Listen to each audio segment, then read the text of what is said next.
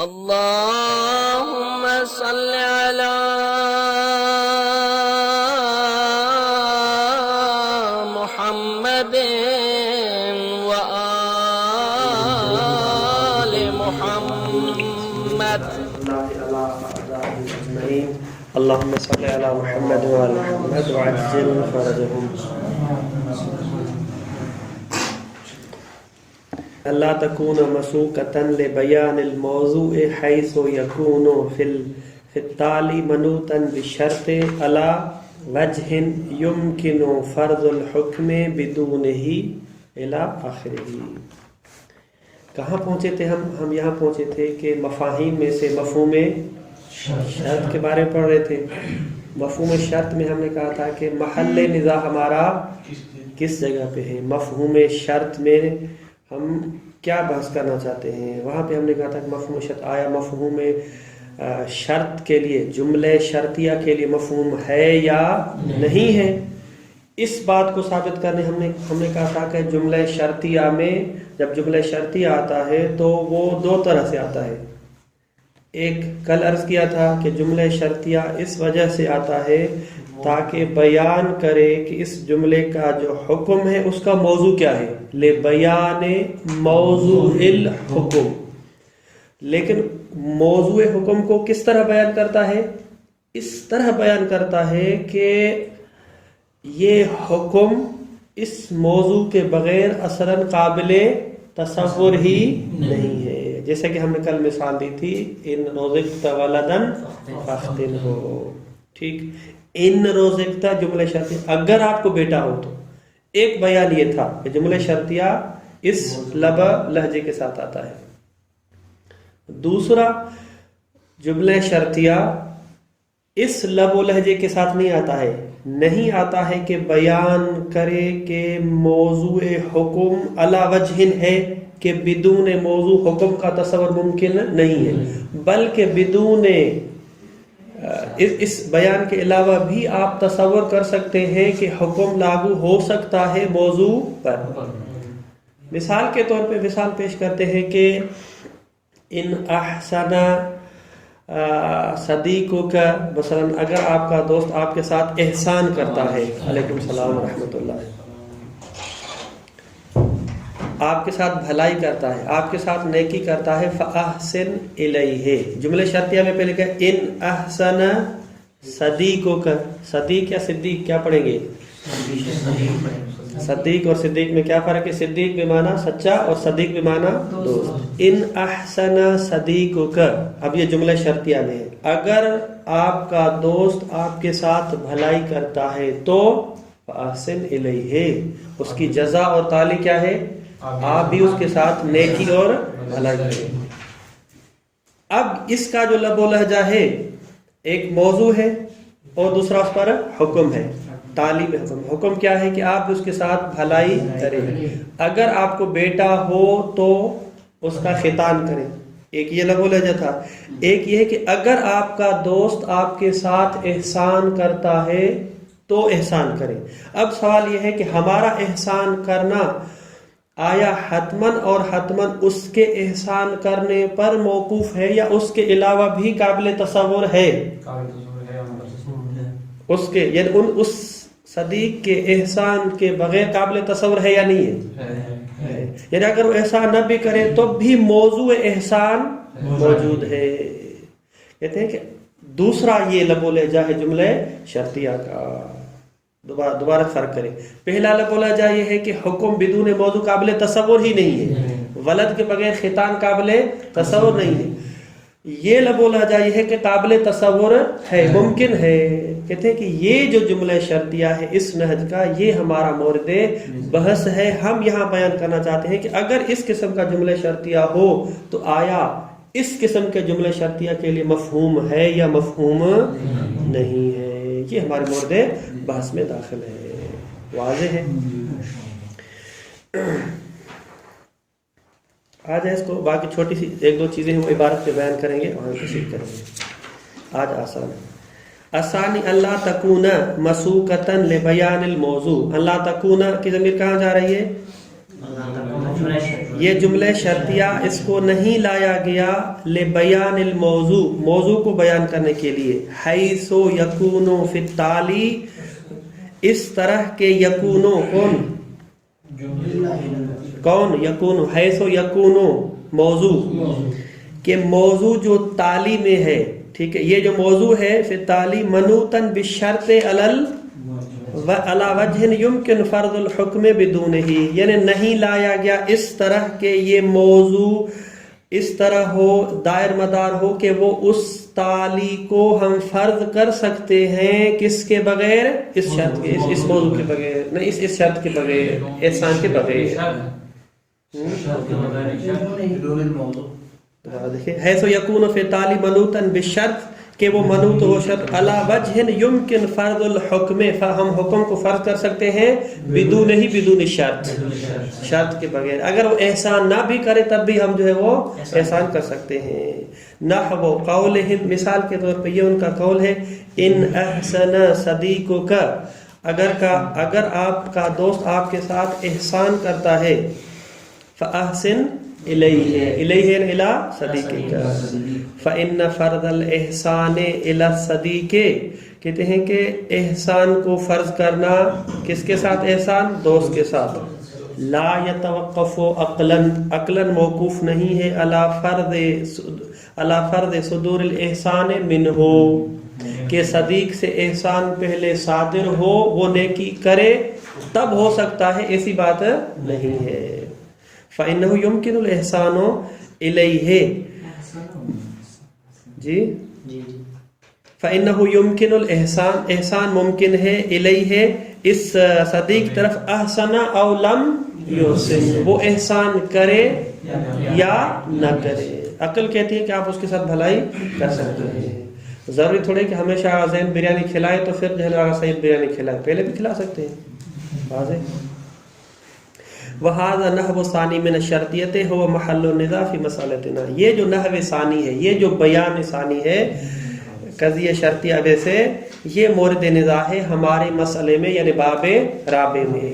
وَمَرْجَعُهُ إِلَى النِّزَاعِ فِي دَلَالَةِ الشَّرْطِيَّةِ عَلَى انتفاع الحکم عند انتفاع الشرط، اس کا مرجع اور منات یہ ہے، مرجع اس کا رجوع کیا ہے، اس کا مطلب کیا ہے کہ یہاں پہ نزاع ہے، جملہ شرطیہ دلالت کرتا ہے علی انتفاع الحکم، کہ حکم منتفی ہے، عند انتفاع شرط، کہ شرط کے منتفی ہونے سے، یا دلالت نہیں کرتا، اس کا موضوع رکھیں، بمعنی انہ هل یستکشف من طبع التعلیق، آیا یہ بات کشف کی جا سکتی ہے من طبع التعلیق، تعلیق کی طبیعت سے، معلق ہے نا کہ اگر فلاں بندہ احسان کرے، یہ تعلیق ہے، معلق ہے، کہ آیا طبیعت تعلیق سے کشف کیا جا سکتا ہے۔ تعلیق کیا ہے؟ من طبع تعلیق علی الشرط، جو شرط پر معلق ہے، کیا کشف کیا جا سکتا ہے؟ هل یستکشف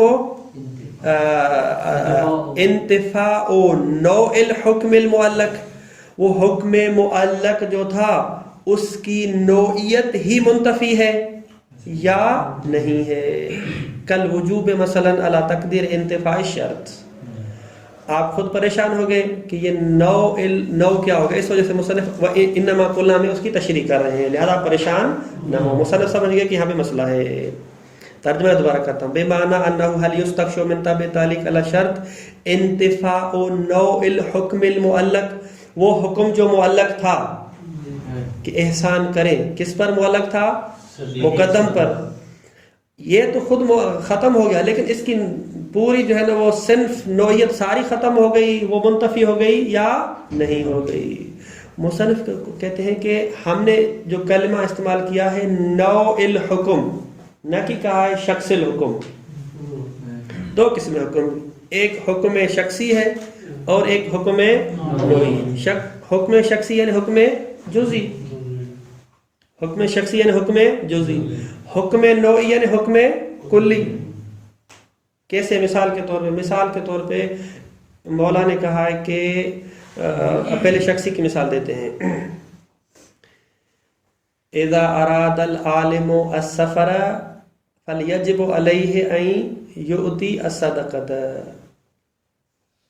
اگر عالم سفر کا ارادہ کرے تو اس پر ضروری ہے کہ صدقہ دے دیں. مثال کے طور پہ ذہن کی مثال لیتے ہیں. اگر وہ سفر کا ارادہ کل کربلا جا رہے ہیں، ٹھیک ہے، عالم ہے، کربلا جا رہے ہیں تو واجب ہے صدقہ دے دیں. ٹھیک.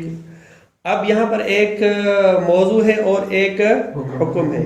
حکم صدقہ ہے، لیکن یہ حکم صدقہ معلق ہے کس پر کہ اگر اغزین سفر کرے تو، یعنی یہ صدقہ مربوط ہے سفر والے عورت سے. ٹھیک ہے، یہ حکم ہو گیا. اب اگر سفر نہیں کرتے ہیں تو پھر بھی صدقہ واجب ہے. سفر اگر نہیں کرتے ہیں تو صدقہ واجب نہیں ہے. یہ جو سفر والا صدقہ تھا یہ شخصی ہو گیا نا، جزئی ہو گیا نا. ہاں، یہ اگر سفر کریں تو جو سفر والا صدقہ تھا وہ ختم ہو گیا. لیکن آیا صدقہ ٹوٹلی ختم ہو گیا؟ اور کوئی نیت ہے، شادی ہے مثلا، جو ہے وہ کیا کہتے ہیں لجنا کا امتحان ہے، اس کی خوشی کے لیے، باقی تو آیا صدقہ دینا جو اس پر واجب تھا، صدقہ دینا چاہیے تھا، نوع دینا ختم ہو گیا، یا وہ جو شخصی تھا سفر کی وجہ سے تھا وہ ختم ہو گیا. دو قسم ہے. یہ تو بات مسلم ہے، سب مانتے ہیں کہ اگر مولا نے کہا تھا سفر کریں تو صدقہ دے دیں، اب سفر نہیں کر رہا ہوں تو یہ جو شخصی تھا حکم یہ تو حتما منتفی ہے. لیکن بحث یہ ہے کہ آیا نوع صدقے سے جان چھوٹ گئی؟ کسی قسم کا صدقہ، چاہے شادی کا ہو، چاہے لجنا کا ہو، چاہے یا نہیں؟ واضح ہوا. تو دو قسم حکم کی، ایک حکم شخصی ہے اور ایک حکم نوعی ہے. ما نحنو فی میں جو بحث کرنے جا رہے ہیں کہ انتفاع اندل انتفاع کہ جملے شرطیہ کے لیے مفہوم ہے کا مطلب ہے کہ جب یہ شرط منتفی ہے تو یہ حکم بھی منتفی ہے. آیا حکم شخصی منتفی ہے، یہ بحث کرنا چاہ رہے ہیں، یا حکم نوعی منتفی ہے؟ کہتے ہیں حکم شخصی منتفی ہے. یہ تو واضح ہے، اس میں تو کوئی بحث ہی نہیں ہے. جب سفر نہیں کر رہے تو صدقہ نہیں ہے، یعنی حکم شخصی کا منتفی ہونا واضح ہے. بحث اور نزاع سارا کا سارا کہاں ہے؟ نوعی میں. یعنی تمام قسم کے صدقات والی نوبت ختم ہو گئی یا نہیں ہوئی؟ واضح ہے. اب اگر ذہن کی بات سے دے نہ دے الگ مثال ہے، لیکن مثال سے بات واضح ہو گئی. وَإِنَّمَا قُلْنَا نَوْعُ الْحُكْمِ، ہم نے کہا کہ نوع الحکم. کہاں کہا ہم نے؟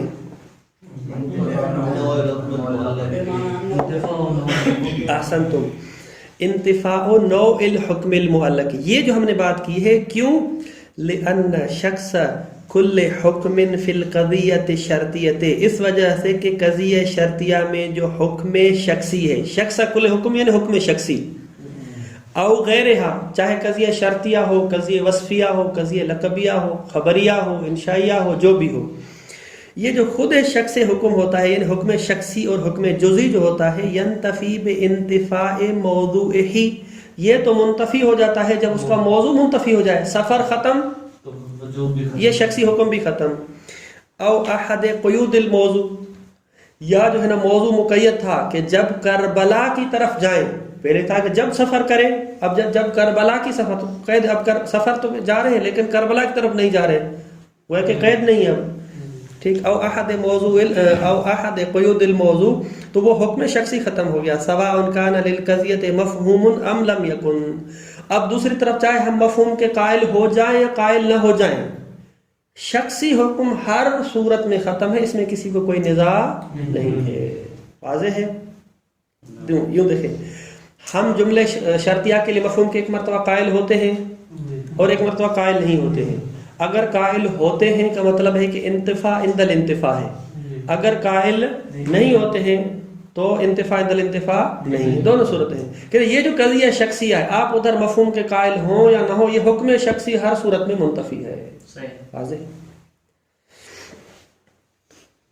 یہاں تک بات جو ہے وہ تمام ہوگی. وفی مفہوم شرطیت قولان اقواہما انہا تدل علی الانتفاع عند الانتفاع. یہ تو ہم نے سوال کیا تھا کہ آیا قضیہ شرطیہ کے لیے مفہوم ہے یا نہیں ہے، تو اس کو بیان کرتے. یہ جو سوال ہے ہمارا کس جملے شرطیہ کے بارے میں ہے؟ پہلے والے میں ہے جو موضوع حکم کے لیے بیان ہوتا ہے، یا دوسرے میں؟ تو واضح کیا دوسرے میں ہے نہ کہ پہلے میں ہے. ٹھیک. اب سوال یہ کہ آیا جملے شرطیہ کے لیے مفہوم ہے یا نہیں ہے؟ جواب میں مصنف کہتے ہیں کہ یہاں اس میں اختلاف ہے. بعض حضرات کہتے ہیں کہ جملے شرطیہ کے لیے حکم مفہوم نہیں ہے، جملے شرطیہ کے لیے مفہوم نہیں ہے، یعنی ہم انتفاع عند الانتفاع کے قائل نہیں ہے، ٹھیک۔ لیکن مشہور یہ ہے، مشہور حضرات جس میں سے مرو مظفر ہیں، صاحب قوانین ہیں، اور اکثر لوگ ہیں، کہتے ہیں کہ جملے شرطیہ کے لیے مفہوم ہے۔ یہاں سے یاد رکھیں کہ مفہوم، مصنف کا نظریہ کیا ہے جملے شرطیہ کے بارے میں، کہ جملے شرطیہ کے لیے مفہوم ہے، واضح ہے۔ البتہ جو قائل نہیں ہیں ان میں سے اکثر اخباری حضرات ہیں، جیسے حر عاملی ہیں، وسائل شیعہ والے، سید مرتضیٰ ہیں، ابن زہرا ہیں، باقی لوگ ہیں قائل ہیں۔ یہ مطلقاً قائل ہیں کہ نہیں ہے؟ نہیں ہے مطلقاً، ہاں، جملے شرطیہ کے لیے نہیں ہے۔ اچھا، کچھ لوگ جو ہے نا وہ 50-50 تفصیل کے قائل ہیں، بعض جملے شرطیہ کے لیے مفہوم ہے اور بعض جملے شرطیہ کے لیے مفہوم نہیں ہے، جس طرح جو ہے نا وہ اگر انصاری لوگ اس طرح قائل ہیں۔ خلاصہ دو مشہور نظریے ہیں، بعض لوگ قائل ہیں کہ مفہوم ہے، ان میں سے مصنف بھی ہیں جو ہم سے مربوط ہے۔ اب آتے ہیں اس قول پر کہ جملے شرطیہ کے لیے مفہوم ہے۔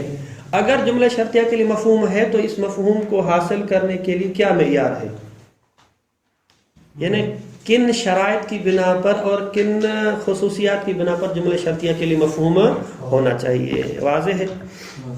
مصنف بیان کرتے ہیں، دیکھیں 2 اور 2 4 کی طرح ہے، یعنی سوال یہ ہے کہ المناط فی مفہوم الشرط، جملے شرطیہ کے لیے مفہوم کا کیا معیار ہے، کب کہیں گے کہ مفہوم ہے۔ مصنف کہتے ہیں جملے شرطیہ کو مفہوم دینے کے لیے 3 چیزوں کا ہونا ضروری ہے، جملے شرطیہ میں 3 چیزیں ہونی چاہیے، تب جملے شرطیہ مفہوم دے سکتا ہے، دے گا، وَإِلَّا نہیں دے گا۔ اور 3 چیزیں ایسی ہیں جو سیڑھی کی طرح ہیں، یعنی ترتیب کے ساتھ ہے، آگے پیچھے نہیں ہے، ترتیب کے ساتھ ہے۔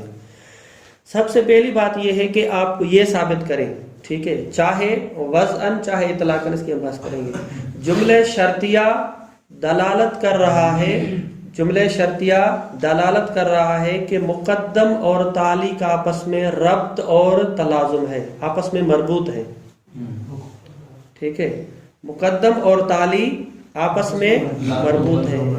یہ 2 موبائلوں کی طرح نہیں ہے کہ ان کو ملا کے ہم نے ایک ساتھ رکھا، بلکہ ان کا آپس میں ربط ہے، مکس نہ ہونا ہے، یہ آپس میں ان کا کیا ہے، ربط ہے۔ یعنی پہلا نقطہ کہ مقدم اور تالی آپس میں مرتبط اور ملتزم ہوں، پہلا نقطہ یہ ہے۔ مقدم اور تالی تو واضح ہے نا، مقدم اور تالی، جس طرح ہم اس میں موضوع اور محمول کرتے ہیں جملے خبریہ وغیرہ میں، تو جملے شرطیہ میں مقدم اور تالی کہتے ہیں۔ دوسرا نقطہ یہ، صرف مربوط نہ ہو بلکہ کیا، بلکہ حتماً یہ جو تالی ہے، ٹھیک ہے، یہ مقدم اور تالی میں سے پہلے کون آتا ہے، مقدم۔ اگر آپ کا دوست آپ کے ساتھ احسان کرے تو احسان کریں، تو احسان کریں مطلب پہلے بعد میں ہے، تالی کا مطلب بعد میں ہے، تو کہتے ہیں حتماً جو تالی ہے یہ موقوف ہو، تابع ہو، بعد میں آئے، کس کے، مقدم کے، الٹ نہ ہو، ہاں الٹ جو ہے وہ نہ ہو۔ بس دوسرا نقطہ یہ ہے کہ یہ جو ربط ہے، تالی ہمیشہ مقدم اور موقوف اور تابع ہو کس کے، مقدم کے، واضح ہے، یہ حتماً جو ہے اس طرح ہو۔ 2، تیسری چیز کیا ہے،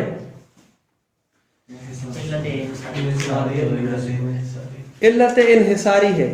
علت انحصاری کا مطلب کیا ہے کہ یہ جو تالی مقدم کے بعد میں آ رہی ہے، یہ مقدم کی برکت سے آئے، اس کو وجود دینے والا، اس کو حیثیت دینے والا مقدم ہی ہو، مقدم کی برکت سے جو ہے نا وہ آئے، اور صرف جو ہے نا اس کے لیے وجود میں لانے کے لیے ایک ہی وجہ ہو، وہ یہ ہے مقدم، ٹھیک ہے۔ اب آج دوبارہ گنتے ہیں، 3 چیزیں ہیں، مفہوم شرط، جملے شرطیہ کے لیے مفہوم ہونا چاہیے، 3 چیز ضروری ہیں۔ سب سے پہلی چیز ربط ہو، ٹھیک ہے، مقدم اور تالی کے درمیان۔ دوسرا تالی موقوف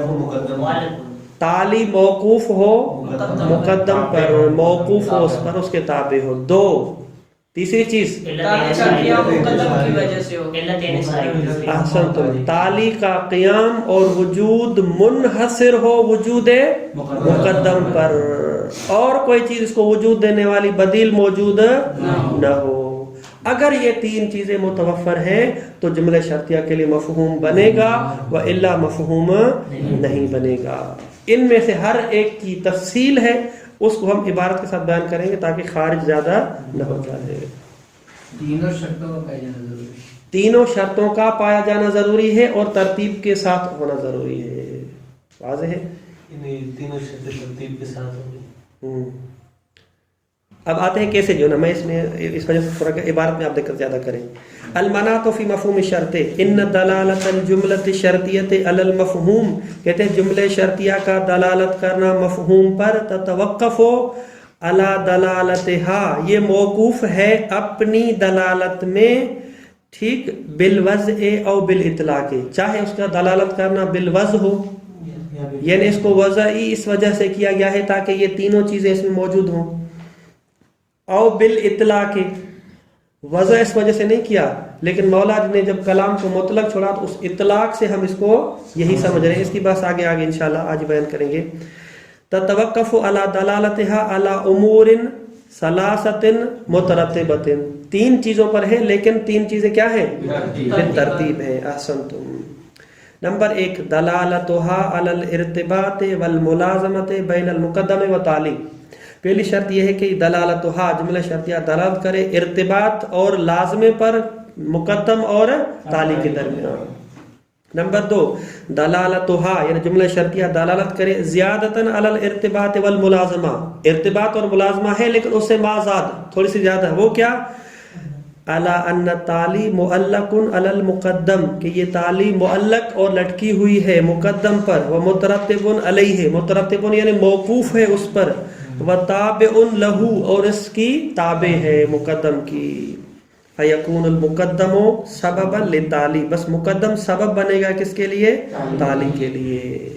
واضح ہے؟ والمقصود من السبب هنا هو كل ما يترتب عليه شيء وان كان شرطا ونحوه فيكون اعم من السبب المصطلح في فن المعقول۔ آخر میں مصنف نے کہا معلق ہونے کا مطلب کیا ہے؟ موقوف ہونے کا مطلب یہ ہے کہ مقدم سبب ہے اور تالی مسبب۔ ایک اصطلاح استعمال کی مصنف نے کہ مقدم کیا ہے؟ سبب ہے۔ تو اس سبب سے کیا مراد ہے؟ کہتے ہیں علم فلسفہ میں اور علم معقول میں سبب کس کو کہتے ہیں؟ علت تامہ۔ سبب مساوی ہے کس کے؟ علت تامہ کے۔ علت تامہ کس کو کہتے ہیں؟ علت تامہ کہتے ہیں کہ جس کے اندر مقتضی بھی موجود ہو، شرط بھی موجود ہو، عدم المانع بھی ہو اور معد بھی ہو، یہ چار چیزیں ملیں گی تو علت تام ہوگی۔ علت تام ہوگی، علت تام ہوگی تو علت تام لکھیں یا سبب لکھیں ایک ہی بات ہے، سبب برابر ہے علت تامہ کے، اور علت تامہ میں یہ چار چیزیں آتی ہیں، مقتضی اور شرط، عدم المانع اور معد۔ آیا سبب سے آپ کی مراد یہ ہے کہ مقدم سبب ہے یعنی علت تامہ ہے، علت تام ہونے پر موقوف ہے؟ مصنف کہتے ہیں نہیں، علم معقول میں یہ جو ہے وہ اصطلاح یوں ہے علم فلسفہ میں، لیکن علم اصول میں جب ہم آتے ہیں تو یہ والا مراد نہیں لیتے ہیں، بلکہ ہم جب کہتے ہیں کہ مقدم سبب ہے تو مطلب چاہے وہ مقتضی ہو، چاہے وہ شرط ہو، چاہے وہ معد ہو، چاہے عدم المانع ہو، سب کو شامل ہے۔ واضح ہے؟ اس سے مراد ہماری علت تامہ نہیں ہے، یعنی مقدم سبب ہے، ہو سکتا ہے بے عنوان شرط سبب ہو سکتا ہے بے عنوان مقتضی سبب ہو سکتا ہے بے عنوان عدم المانع سبب ہو، تو لہذا سب کو شامل ہے، یہ ہماری مراد ہے یہاں پر۔ واضح ہے؟ جی معد کس کو کہتے ہیں؟ معد کہتے ہیں مثال کے طور پہ اب آگ جو ہے نا وہ علت ہے جلانے کے لیے، آگ، ٹھیک ہے، اب اس کے لیے لکڑی بھی ہونی چاہیے، یہ لکڑی جو ہے اس کے لیے شرط ہو جائے گی، ٹھیک، ہاں بتا دوں لکڑی کیا اس کے لیے شرط ہے، اور لکڑی گیلی نہیں ہونا چاہیے، اگر گیلی ہوگی تو وہ مانے ہوگی، یہ عدم المانے ہو گیا، واضح۔ اب یہ آگ لکڑی کو کب جلائے گی؟ جب آپ اس کو قریب کریں، تو یہ جو قریب کرنا ہے اس کو موعد کہتے ہیں، یہ موعد ہے، تہیو اور اس کے جو ہے نا وہ قریب کرنا، یہ موعد ہے۔ احسنتم، موعد یعنی ان چیزوں کو تیار کر کے اس علت کے قریب کرنا۔ مقتضی خود اس کے اندر جو صلاحیت ہے جلانے کی، مقتضی وہی خود ذات آگ جو ہے مثلا۔ والمقصود من السبب ہنا یعنی اس معنی حنفی میں علم اصول میں ہو کل ما یترتب علیہ شیء، ہر وہ چیز کا جس پر دوسری چیز مترتب ہے یعنی موقوف ہے، یترتب ہو یعنی یتوقف ہو۔ وان کان شرطا، اگرچہ وہ چیز شرط ہی کیوں نہ ہو، ونحوہ نحو شرط ہو یعنی مثلا معد ہو، عدم المانع ہو، فیکونو کی ضمیر کہاں جا رہی ہے؟ سبب۔ یہ سبب اعم ہو جائے گا من السبب المصطلح، اس سبب اصطلاحی سے، فی فن المعقول یعنی علم فلسفہ میں۔ نمبر 3 دلالتها زیادتاً علی ما تقدم، پہلی دو خصوصیات سے مازاد ایک اور چیز ہے، وہ کیا ہے کہ دلالتها یہ جملہ شرطیہ دلالت کرے علی انحصار السببیت فی المقدم، کہ مقدم میں سببیت منحصر ہے، یعنی اس تالی کا جو سبب ہے وہ صرف اور صرف مقدم ہی ہے، اس کے علاوہ اور کوئی چیز نہیں ہے۔ بمعنی انہ لا سبب بدیل لہو یترتب علیہ تالی، یعنی کوئی اور سبب جو بدیل اور بدل قرار پائے لہو اس پہلے کا، یترتب علیہ تالی کہ جس کے نتیجے میں تالی اس پر موقوف ہو، ایسا کوئی سبب نہیں ہے، واضح ہے۔ وتتوقف المفہوم لجملہ شرطیت علی هذه الامور ثلاثه واضح۔ مصنف کہتے ہیں کہ جملہ شرطیہ کے لیے مفہوم کا ہونا ان 3 چیزوں پر توقف، یہ توقف واضح ہے، اس میں کوئی مشکل نہیں ہے۔ کیسے؟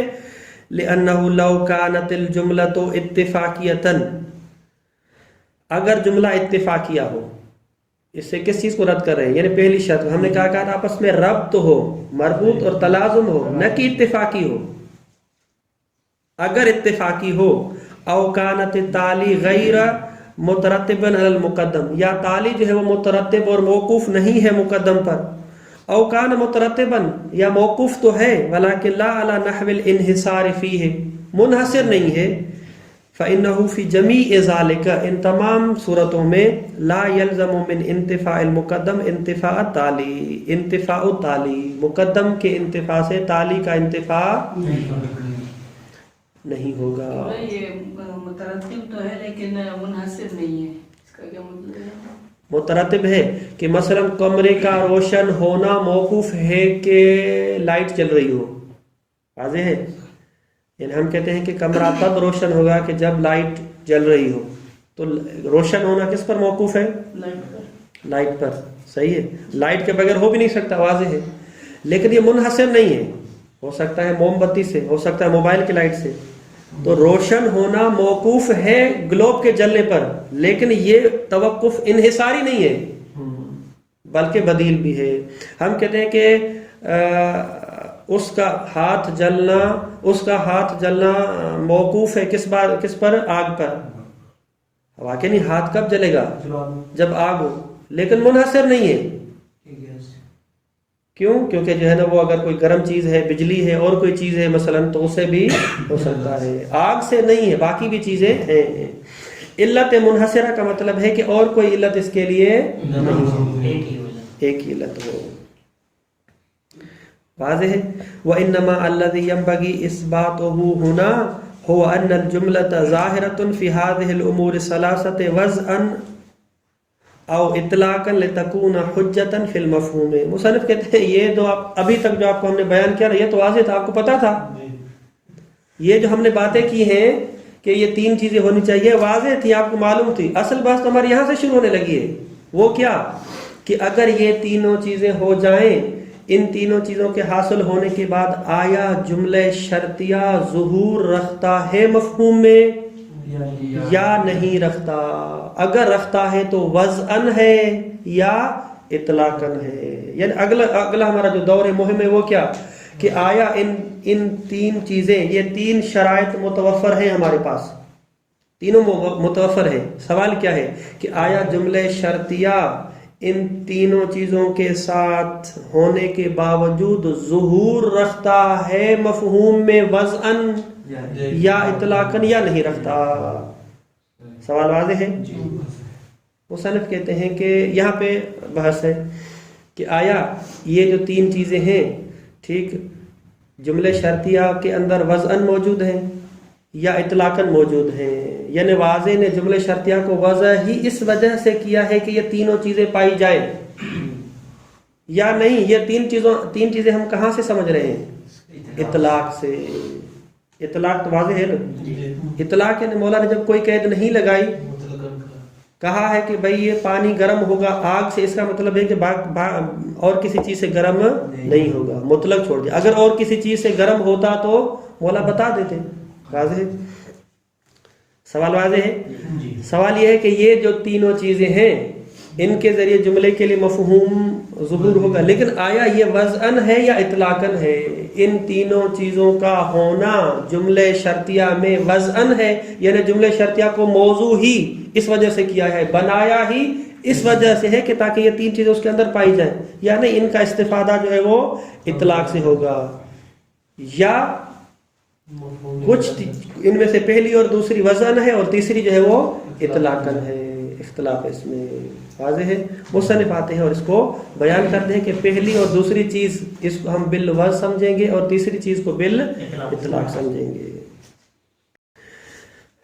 سب سے پہلے اما دلالتها علی الارتباط ووجود الالقۃ اللزومیۃ بین طرفین فالظاہر انه بالوضع بحکم التبادر. کہتے ہیں پہلی شرط، ہم نے کیا کہا تھا کہ پہلی شرط کیا ہے کہ جو مقدم اور تالی کے درمیان ارتباط اور لزوم ہونا چاہیے. اذا جاءک زید فاکرمہ، اگر زید آپ کے پاس آتا ہے تو اکرام کریں. تو اکرام اور مجیء زید کے اندر کیا ہے؟ آپس میں ارتباط اور لازمہ ہے. تو یہ جو ارتباط اور لازمہ ہے یہ آپ کو کہاں سے سمجھ میں آ رہا ہے؟ مصنف کہتے ہیں کہ وضع سے سمجھ میں آ رہا ہے. جملے شرطیہ کی جو وضع ہے وہ اس طرح ہے کہ حتماً مقدم اور تالی آپس میں لازم اور ملزوم ہوں. یہ آپ نے دعویٰ کر دیا کیا کہ جملے شرطیہ پہلے والے مورد پر دلالت کر رہا ہے بالوضع. دلیل کیا ہے؟ مصنف کہتے ہیں تبادر. مصنف کیا کہتے ہیں؟ دلیل ہمارے پاس تبادر ہے. کیسے تبادر؟ کہ بھئی جب جملہ شرطیہ کو آپ پیش کرتے ہیں، جملہ شرطیہ کا مطلب ہی یہ ہے کہ یہ مقدم اور تالی آپس میں لازم ملزوم ہے. اگر اتفاقیہ ہوتا تو ایسی بات نہ ہوتی. واضح ہے. اما دلالتها یعنی جملہ شرطیہ علی الارتباط ووجود الالقۃ اللزومیۃ، القہ لزومیہ یعنی تعلق لازمی، بین طرفین یعنی مقدم اور تالی کے درمیان، فظاہر انہ بالوضع، یہ جو ہے وہ بالوضع ہے بحکم التبادر. سوال یہ ہے کہ ولیکن لا بوضع خصوص ادوات شرط حتی ینکر وضعها لذالک. سوال یہ ہے کہ وضع سے آپ کی مراد کیا ہے؟ وضع تو ہے لیکن وضع سے آپ کی مراد کیا ہے؟ یعنی جملے شرطیہ کو وضع ہی اس وجہ سے کیا گیا ہے تاکہ اس ارتباط اور لزوم پر دعوت کریں. تو اس وضع سے آپ کی مراد کیا ہے؟ آیا ان شرطیہ اذا یا مثلا اذا شرطیہ جو ادوات شرط ہے اس کے بعد جو فاء جزا آتی ہے، وضع سے مراد آپ کی یہ مراد ہے، یا ہیئت جملہ شرطیہ پورے کا پورا وہ آپ کی مراد ہے؟ مصنف کہتے ہیں کہ ہماری مراد ادوات شرط نہیں ہے بلکہ ہیئت مراد ہے. ہیئت جملہ شرطیہ مراد ہے، وہ اس پر دال ہے.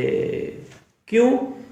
پہلے والی کیوں مراد نہیں ہے؟ کہتے ہیں ہو سکتا ہے کوئی آ کے کہے کہ ادوات شرط، پھر ادوات شرط کے ہم جب دیکھیں کہ معنی موضوع ہے اس میں تو ایسی کوئی بات نہیں ہے.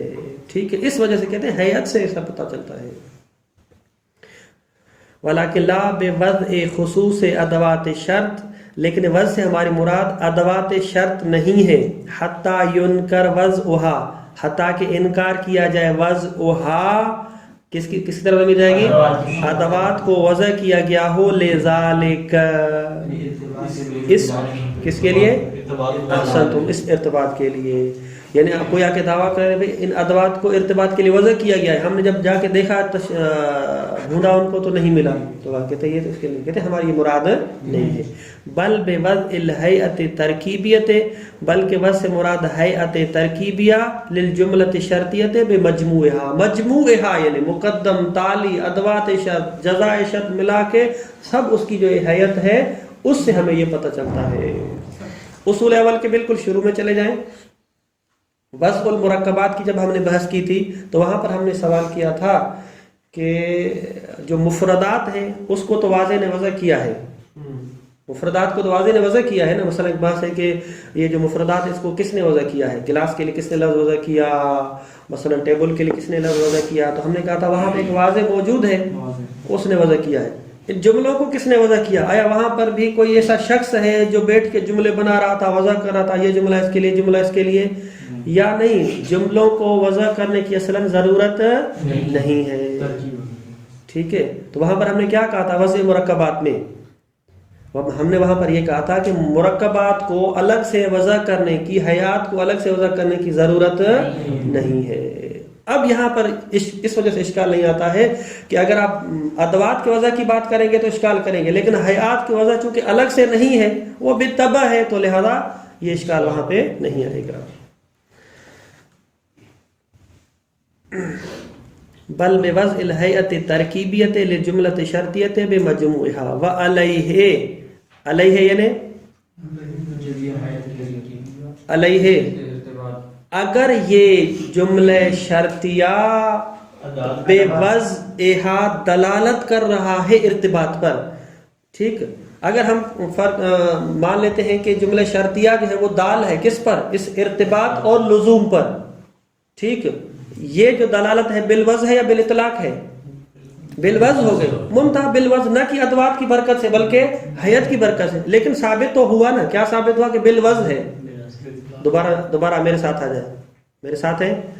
ہم نے یہ ثابت کیا کہ جملہ شرطیہ دلالت کر رہا ہے کس پر؟ ارتباط اور علقہ لزومیہ پر، اور یہ دلالت کرنا بالوضع ہے.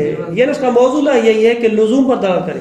اب اگر کسی جملہ شرطیہ کو ایسے مقدم اور ایسے تالی کے درمیان استعمال کیا جا رہا ہے جن کے درمیان جو علقہ ہے یہ لزومی نہیں ہے، اتفاقی ہے، تو یہ استعمال حقیقی ہوگا مجازی ہوگا؟